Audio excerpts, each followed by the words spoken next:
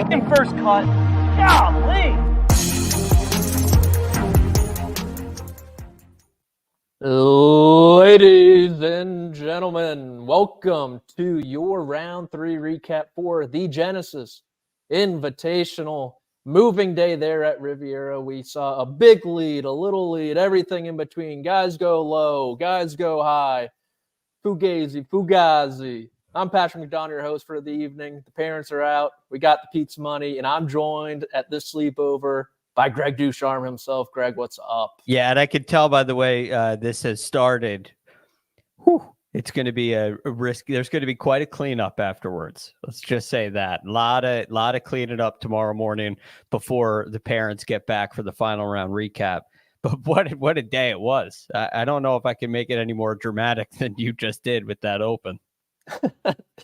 One of the most dramatic seasons ever on the PGA Tour culminated Saturday there in the Pacific Palisades. And let's get to some of the names in question. Let's get into one, Harris English, the English Bulldog, the biggest mover on the board. I mean, he was T11 to start the day, but where you thought about him odds-wise, he was 200-1 entering the weekend. Now he's right in the thick of it. A really good round today, 6 under 65. They're at 10 under, just 4 off the pace. Bogey-free around Riviera, which is very difficult to see. Got off to that nice start. A great back 9 as well, which we know is difficult. Greg, what stuck out the most from the English Bulldog? What he did with the big stick, it was on a string all day long. He had 12 of 14 fairways. I mean, Harris English isn't a bomber and led the field in strokes gained off the tee today. It was just a sick performance off the tee. So, I mean, we saw a lot of his round, and every single pro tracer was dead straight. It was just awesome to watch. And the guy can flat roll it too. I mean, he was 5th in strokes gained putting today, rolled in a couple of really nice putts. You get off to that kind of start as well. I mean, the birdie at 1 is fine.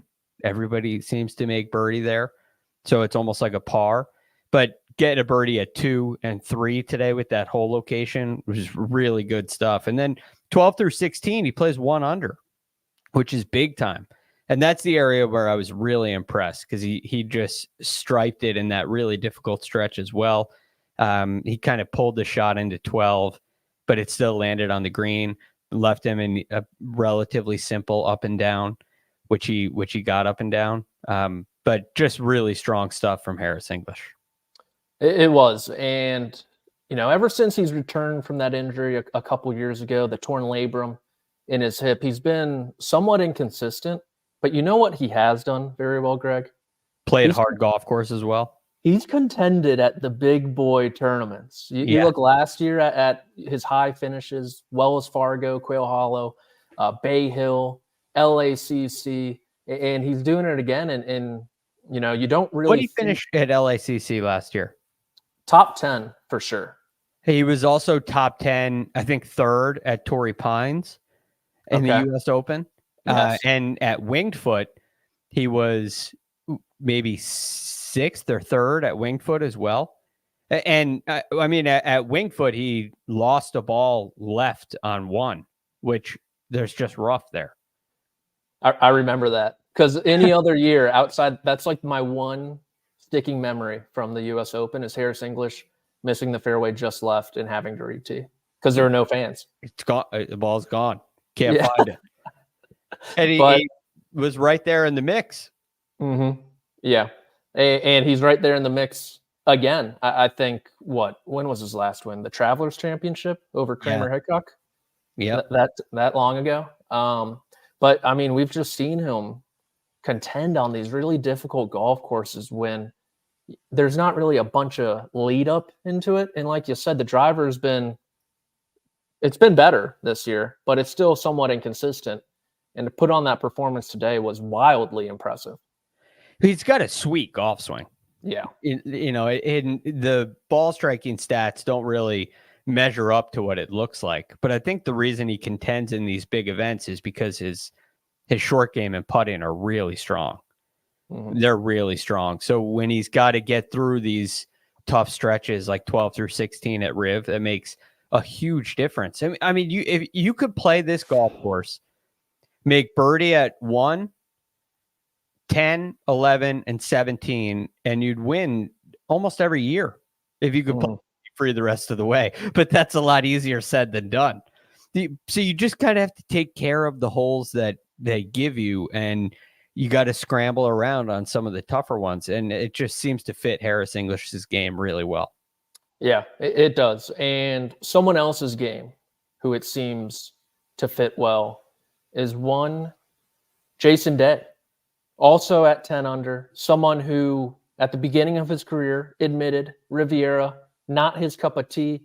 You saw it in the results, no finishes inside the top 60, a couple or a few miscuts, changed his mindset last year, boom, top 10 finish.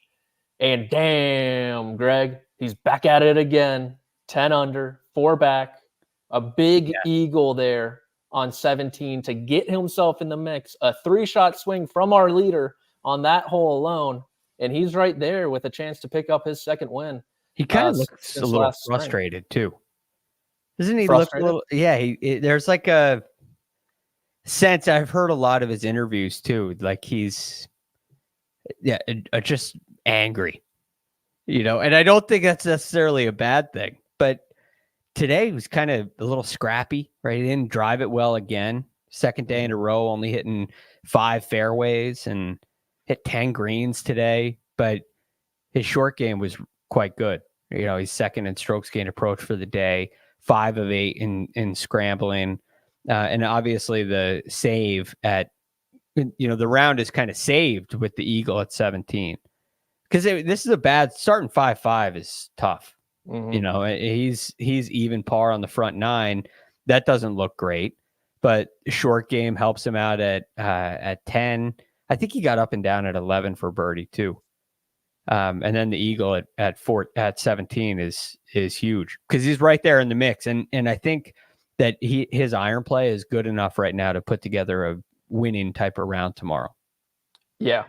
I don't know why he might be angry. Perhaps, Malbon's kind of geared back a little bit on the very crazy outfits that we saw during the Hawaii swing. They seem to be upsetting him. They seem to be a bit more tame, like more palatable for the average Joe out there. And I think they're still baggy, but they are very baggy. I can't imagine what they're going to be like in Texas, during the Texas swing or at Memorial when it's like 95 degrees later in the summer. I'm looking forward to that in what they have, the breathable mesh, I'm sure. But I think Josh made a really good point here where, he feels like he's capable of much more than what he's probably doing, right? He got that win. He got the monkey off his back. He seems to be trending towards the player that he was. He still believes he can be the number one player in the world. Whether that comes to fruition or not, it's a different conversation. But Greg, believing you can be that is more than half the battle. Yes. Well, and also your body has to cooperate. And there are many of the top players in the game where we've never had an issue with the body, and we don't have real injury issues. So you think of the Rorys and the Rahms who have been up there, and Scotty Scheffler and Xander Schauffele. There really has been very limited injury issues through their career, but with Jason Day, it's almost defined his career. And now in this resurgence and in this comeback, he's healthy and he has a golf swing that works. It's very functional, quite good. And I think his ball striking ability over the last 2 years has really improved, and it's gotten to a place where he can be one of the best players in the world. And winning events like this is the thing that I know his record here at Riviera wasn't strong, but he would win at, somewhere like Torrey Pines or Quail Hollow. He'd win at big time golf courses where short game becomes very important. And I think his ball striking is even better than it was. So yeah, this is, it seems like it'd be a perfect place for him. And it's just kind of wild that his only top 10 came last year. And I think to your earlier point about needing to take advantage of the scoreable holes there outside of number one, that's what Jason did today. He didn't have his best stuff, obviously, but he tacked on that birdie on 6, which was a bit of a funnel pin. He takes care of the par 4 10th, which, gave guys like Luke List a little issue. And then the 2 par 5s on the back. And that's how you're able to put together a sub 70 round when you do make 3 bogeys and you do not have your A game. And that's just, harping on the good point you made earlier. Yeah. And there's a couple bonuses there, right? 6 was birdieable, but it's a bonus, based on my logic here. And make an eagle at 17 is also a bonus. But all in all, when you make 3 bogeys, you cancel out 2 of them. So you're still shooting a really good round. And you're shooting 69. I think 67s every day is kind of your mark, your benchmark in order to win here. And hopefully you sprinkle in a couple more birdies than you do mistakes. He'll probably need a slight improvement on the greens tomorrow if he wants to make up this deficit.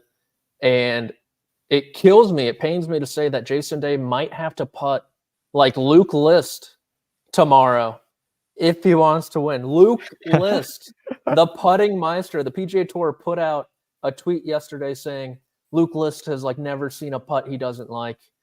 Fake news right there. But this week, it is true. Luke List is second in terms of strokes gained putting.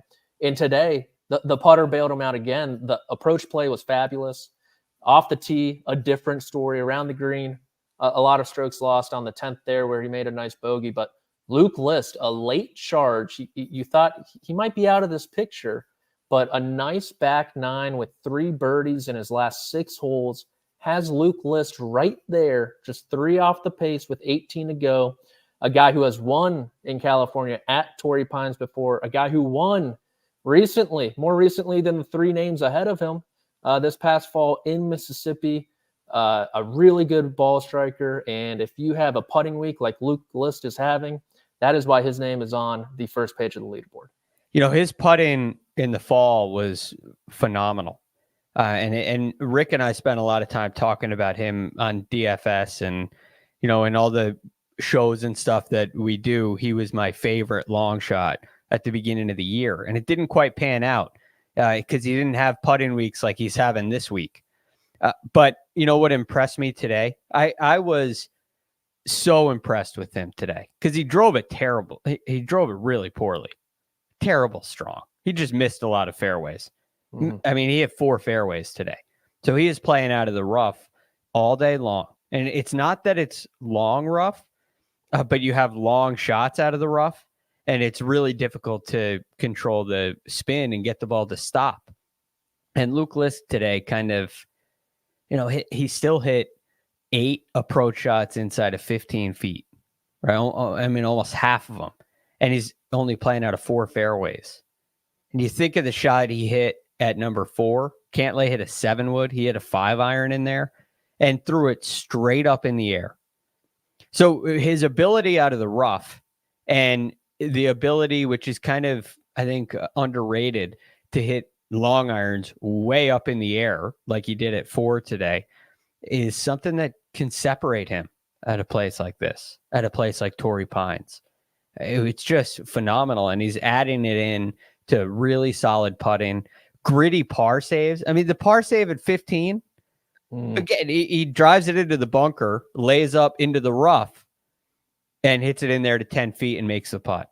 It's like a classic U.S. Open par. Remember we used to say that? And back when we were a country. Right. And I was so impressed with him today. It felt like he really got all he could out of his round. Yeah. And for him to make up ground on the leader who looked extremely solid for 90%, 95% of the day, he's got to be going to bed with a massive smile on his face, knowing he's right there. He must love his position. And if he can continue to putt like this, if he can continue to putt like Luke List, if Luke List can putt like Luke List, he will have a great chance to pick up his 3rd win in honestly a pretty short amount of time. Yeah, we were on HQ earlier, and we picked winners, and I won't give it away. I didn't pick Luke List, but I really, really, really wanted to. Spoiler. I'm blown away. Spoiler. I did not pick Luke List either. There's just no respect. We didn't give him any. He didn't even get mentioned, and he should have. No, that one's on the producers, not the talent. we can't be doing that. We'll give him his flowers here. Arguably more important here. But before we get to perhaps some of the guys we did pick on HQ, we're gonna have to hear a word from our partners.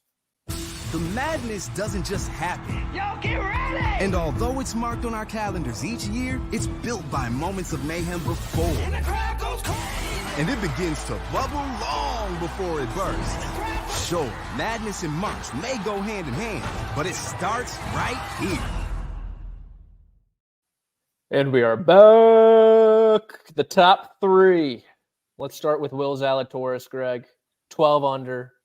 He's in that penultimate pairing with Mr. Luke List. An unbelievable moving day from Willy Z. 7 birdies, just 1 bogey. 6 under, 65. 2 strokes back. Some nice birdies coming in. A 4 under on the back 9 at Riviera. That is no small feat.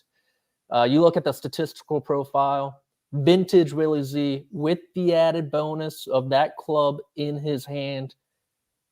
Greg, instant reaction from Will Zalatoris' third round. This tournament's over. I kid.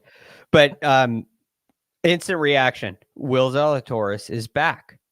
I thought so after the Farmers, but that's a little bit of a stretch to, jump way in.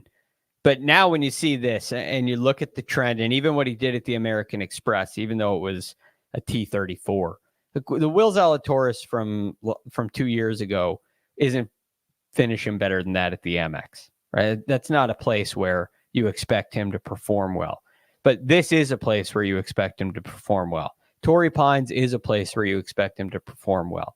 You expect him to perform well on the big boy golf courses where you have to show a complete game tee to green. And that's what he does. I mean, he understands what to do from a strategy perspective. He plays, I think he plays as one of the smartest players on the PGA Tour in the targets that he selects, the clubs that he selects, when to be aggressive, when not to be. We saw all of that today. And look, this scorecard is somewhat comparable to the model, right? He also adds a bonus birdie at 6, but it's birdies at 1, 10, 11, 17. Now he shoots 65, so he adds a birdie at 16, which was a great shot in there. No holes in 1 today, but still adding in birdie at 9 is also huge. But look, Willy Z hit, I think it was 6 approach shots inside of 10 feet today. I mean, he's just flagging it, and the putter's smooth. Mm-hmm. I'll fall on my sword here, Greg. The best ability, obviously, is availability. The second best ability is accountability. I was pessimistic about Will Zalatoris after the Hero World Challenge, after the Sony Open, even after the American Express. Like you said, top 40 finish, but it was part of the progress.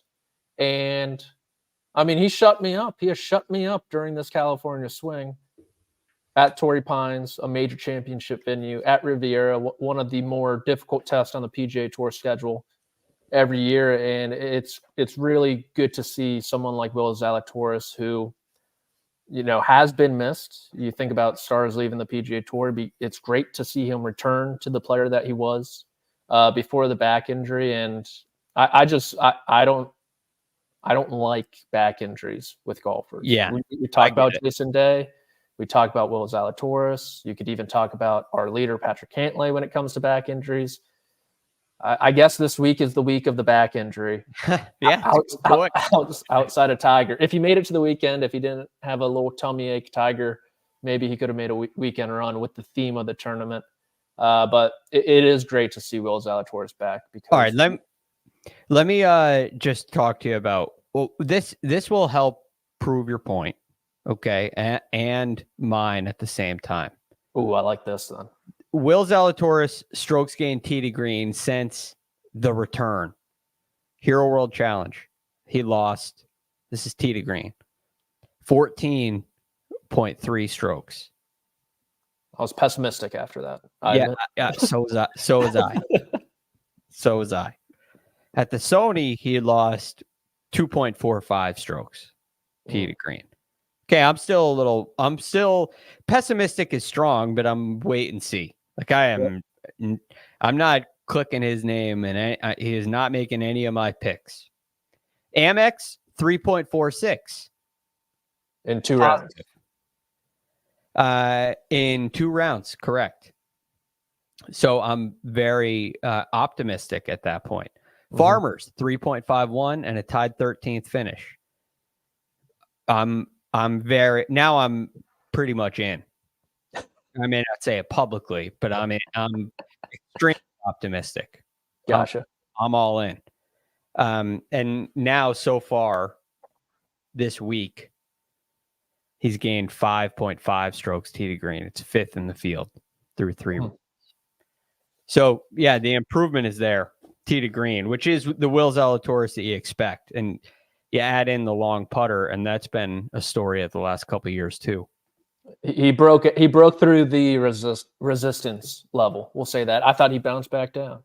That's why I'm not a stock tipper, because $ZAL is shooting up. Shooting up. I guess a large cap S&P 500, EFT perhaps, or ETF perhaps, is a Xander Schauffele, a guy who blue chip. You know what you're going to get from Xander. You're going to get that 10% return. You're going to get that top 10 every single week. But Xander, the Zan man, Mr. Zenman, he might be in for a little more this week in the final group, like Will Zalatoris, 6 under 65, 4 under on that back 9, which, like I said, very impressive. And 2 back, looking for that first win since 2022 Scottish Open. We look at the 3 guys at the top of the leaderboard. Their last win all came, within a couple months of each other, which is kind of crazy to think. And Xander, someone who on this podcast I'm probably pretty critical of, just because he is so good. He is so well-rounded. It comes from a place of like shaking you like, dude, you're so good. You can win golf tournaments in bunches. And he's going to look to win one tomorrow. Well, you call him wet socks. So I think it's fair to say that, it hasn't been all optimism on okay. the Dan man. Okay, Greg. That's fair. Tomorrow, it is a massive wet sock opportunity, but it's a chance to throw them in the dryer, get on a new pair, get those toes all cozy. We'll see. Yeah, look, if Xander wins tomorrow, I will have wet socks in my name until he's in the final round with a chance and he doesn't get it done. How about that? Look, the reason why he gets the criticism he does, the reason why you would ever call somebody on the PGA Tour wet socks is because of this kind of stuff, right? Because he can do this. Like you said, you're so good. Look at this card today, right? Eagle. It's exactly the model. This is the model round. Eagle at 1, birdie 10 and 11, bonus birdie at 16, birdie 17. Boom, 65, bogey free. Awesome stuff. I mean, this is a dominant kind of card if you can just perform on these holes like this through the week and manage 12 through 16, which he's 1 under. So really good stuff from him. It wasn't anything extraordinary. Mm-hmm. It was, and you don't need that at Riviera, but it's really high quality tee shots. He did drive it well today. Yep. I know you think that you give Patrick Cantlay a little edge over Xander with the driver. I agree with you. But Xander drove it like Patrick Cantlay drives it today. Yep. And I think that went a long way in helping him shoot 65. Yeah, I totally agree. And if he drives the ball like he did today, tomorrow, Patrick Cantlay is potentially in a world of pain, because, Xander His iron play wasn't great statistically, but he kind of just, like you said, he did what he had to do. He didn't get into any trouble, it seemed like, trouble at all. It was like the most laid back, wet socks, 6 under 65 of all time. And I'm thinking fairways and greens. Mhm. This is a fairways and greens round when I'm watching. He only hit 11 greens, but they're on the fringe. Yeah. You know, so it was awesome. So It's- wet socks. Yeah. Just plopping around, squishing everywhere. Wet socks on the hardwood. Then he goes on the carpet. Then he comes back on the hardwood. He's slipping, he's sliding. Boom, 665. Someone who, his socks might be a little damp following that finish. Our leader, after 18 holes, after 36 holes, and after 54 holes, trying to go wire to wire, first player since probably Joaquin Niemann, I assume, to do that at Riviera. One, Mr. Patrick Cantlay, 14 under, 1 under, 70 around Riviera today. Most of the day, he was doing what he had to do, like you said, Greg. Fairways, greens, fairway. He didn't drive it as well as Patrick Cantlay can, but he recovered quite nicely. And despite the charges from Zalatoris and English and Schauffele, he stood on 17, a par 5, the second easiest hole at Riviera, with a chance to push his lead to 4, just one off the 36-hole pace. And he comes away with a bogey and lets in a lot more of this field tomorrow. Everybody we've talked about so far tonight. Mm-hmm. I believe all those players are right there in the mix. But this is, somebody dropped an ice cube on the floor and didn't pick it up. It melted, and he stepped in it. It's not a big deal, right? He wasn't playing outside, jumping in puddles. Mm-hmm. But yeah, he just stepped on a melted ice cube, and so the sock's one sock's a little wet. Oh. But all in all, you're right. He plopped his way around, and this is a really good round if he turns that 6 at 17 into a 4. Mm-hmm. You make that a circle, and all of a sudden he's at 16 under and shoots 3 under, and this is phenomenal. This is exactly the round that the leader needed. That's what he did most of the day. Exactly what you do with a 5-shot lead. You hit smart shots. You leave yourself 15 to 25 feet all day. He did that all day long. All day long. Wasn't really in any trouble.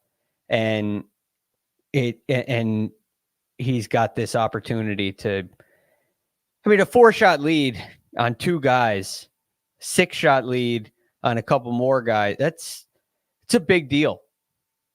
Now it's 2 for 2 and 4 for the other guy. The guys that are 4 back are now in the mix. Mm-hmm. And I wasn't even thinking about it between 4 and 3. I was thinking worst case scenario. He's there with a wedge in hand from like a $145 on 17. Worst case, Patrick Cantlay most of the time is probably going to make par. Yeah, I was thinking, between a 4 and a 3 is kind of a big deal, even because a 2-shot swing, you're only up 1 now. But now with the 2-shot swing, you're freaking tied with these guys, and that could easily come on the opening hole, as we have seen before. Yeah, you could make a par at number 1 and be tied. Exactly, and so it probably is a sour taste in his mouth going to bed tonight. But Cantlay is the type of guy who will see the whole picture and realize he played 17 really good golf holes as the leader of this golf tournament.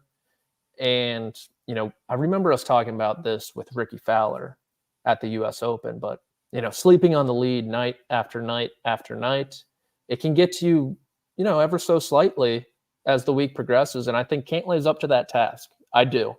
I am a bit of a Cantlay homer, but I thought you brought up a great point with the ice cube. Just having that little portion of your sock wet might be a little more uncomfortable, unpleasant than having your entire sock wet. Does this concern you? Patrick Cantlay, round 4 scoring average this year, 72.67, 148th on tour. Ooh, that's not good, Jim. How many rounds is that? 5? Not many. 4? Not Yeah. many. I'm okay, just because the situation is completely different. He wasn't in the mix at the Century. I mean, he needed to fire a low one there to sniff it, maybe. It's 3 rounds because there was no 4th round at Pebble. Okay. American Express was the bad one, correct? Yeah, shot like 76. 70, yeah, which is horrible. At 75 at Farmers. Okay, that's not great either, but that's a tough course. I'll give him a pass. I'm okay with it. All right. I'm okay with it until tomorrow. We might have to transfer the wealth of the nickname over potentially. Josh, let's get into the betting board. Let's see who we got. I'm assuming Cantlay is around plus 100. Oh, Betty. Cantlay plus 110. Xander Schauffele plus 280. Zalatoris 4.5 to 1. Zalatoris Schauffele within 2 of Cantlay. Luke List within 3 at 14 to 1. And then at 10 under, Jason Day 22 to 1. Harris English 30 to 1. Greg, you teased it earlier in the episode. We know it's not Luke List. Who is your 2024 Genesis Invitational winner? Will Zalatoris. But looking at this board, I kind of it pushes me a little towards the Luke List side. Not gonna lie. 14, 14's nice. He is at 11 under, so he's 3 back. Xander and Willy Z are 2 back. This makes sense. These numbers make sense, but the way he's putting, the way nice number. The way Luke List is putting it, I mean, second this tournament, he's gaining over 2 strokes around so far, which is bonkers for Luke List. Yeah. And if he does that, if he gains 2.5 strokes putting tomorrow, he's probably right there come the final couple holes. Yeah. That's a nice way to say he wins. Yeah. Yeah. Without putting my neck on the line. I'm going to go the biased route. We have the same name. I'm going with Cantlay. I don't think the bogey on 17 is not going to sway me. He's been great throughout this entire week. He's got a 2-stroke lead. He's plus money. The highest he could have shot today was 70. I think he's got something around 4 under in him tomorrow. And if that's the case, you need Schauffele and Zalatoris to replicate their rounds from today, which they can do. They can do, but like you just said, it is tough to do. So I'm going to take the plus money with Cantlay. Greg, we got anything else? You want to talk a little Scotty Scheffler putting? You want to talk about Scotty Scheffler's putting? I got a stat for you. I got a stat for you for Scotty Scheffler's putting. I put this one on the interwebs yesterday. So coming into the week, Scotty Scheffler had hit 88.38% of greens in regulation. I saw you tweet this. Insane. Insane number from 3 to 5 feet. The sample size obviously smaller, but it's about 30 putts. From 3 to 5 feet this year, he has made 77.8% of putts. Scotty Scheffler is more likely. I hate these stats. It's like Stephen Curry is more likely to make a 3 than a layup. Yeah, or like Tom Brady's more likely to win a Super Bowl than so-and-so's than Shaquille O'Neal is to make a free throw. But Scotty Scheffler is more likely, statistically, math does not lie, to hit a green in regulation than he is to make a 3 to 5 footer. Yeah. You're not going to see that very often on the PGA Tour. And, I mean, he's showing visible frustration now. Yeah. Which maybe I get it. I do think it turns around in the Florida swing. I think his stroke's better. Okay. And so I've talked about this with Justin Thomas before, because JT has a bias where he'll miss to the right, at least used to. And it was significant. It was noticeable. He missed every putt right. It didn't matter which way it was breaking. It missed right. And he may have cleaned that up a little bit. I'm still on the fence with JT. But anyway, my point is when you correct a bias like that, it doesn't mean you can get better without getting better results. So if you always miss right and you stop missing right, but you're used to aiming a little more left, a little more left, it could take a while to kind of calibrate those kind of things. Mm-hmm. And I don't think there was a bias with Scotty Scheffler like that, but I do think he's hitting his line a lot more. And I give some of the credit to Riviera and these greens and the difficulty of the short putts. I also think some of it has to do with baggage, mental baggage, or as I saw on Twitter yesterday, a grief case, That's a good one. which is phenomenal. That's a good one. Yeah, he's carrying around a grief case. And so I think it'll take a little time to get over that. But when he gets off the West Coast swing, I think we're going to see a turnaround. Okay. And I mean, API players, obviously, very kind to him in the past. One last pitch. One last pitch for you here, Greg. It has to do with the cuts. I've been kind of sitting on this take for a little bit. We saw a lot of big names exit early, but what if during these invitationals, the Memorial and the API, the only two signature events left that have a cut, instead of the top 50 in ties and the 10-stroke rule, what if we only did the 10-stroke rule? Just a 10-stroke rule. Just a 10-stroke rule. Yeah.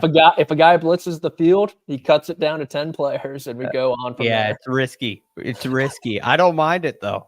I kind of like it. I had another thought on the cut. Okay. What if the cut was just flat? Even par is the cut. Ooh. Okay. Right. It has nothing to do with what place you're in. You just or set the number of whatever you think it should be. Cut is like even par. Even par. Like at Memorial? Oops. 7 guys make the cut. Yeah. Okay. I'm with that. Yeah. So there's some cool cut ideas. I think the cut's really important. Yeah. Not just so that you can earn your keep, but it adds a huge element to Friday. Exactly. Friday becomes exciting. It means something.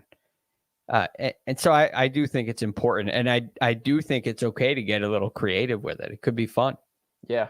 I'll admit, I was sitting on this Friday afternoon. Cantlay had a putt on 18 for birdie. And in my mind, I'm like, oh my God, this is to knock out the -2s right now or something. Yeah. Like. Yeah. It'd be great. Mm-hmm. You get it both ways. But we have time to talk about our cut line ideas before the API, which is actually coming up kind of soon. Yep. They're not going to change though. No, they're not. I'll send a note to Jay. Greg, you got anything else on this fine Saturday evening? No, it's been fun. It has. What a tournament so far. Been a great time. What a tournament. It will turn into what a week come tomorrow once it comes into fruition. This was your third round recap of the Genesis Invitational. That is Greg DuCharme. You can find him on Twitter at TheRealGFD. I'm Patrick McDonald. You can find me at PMcDonaldCBS. This was the First Cut Podcast. We'll be talking to you guys later.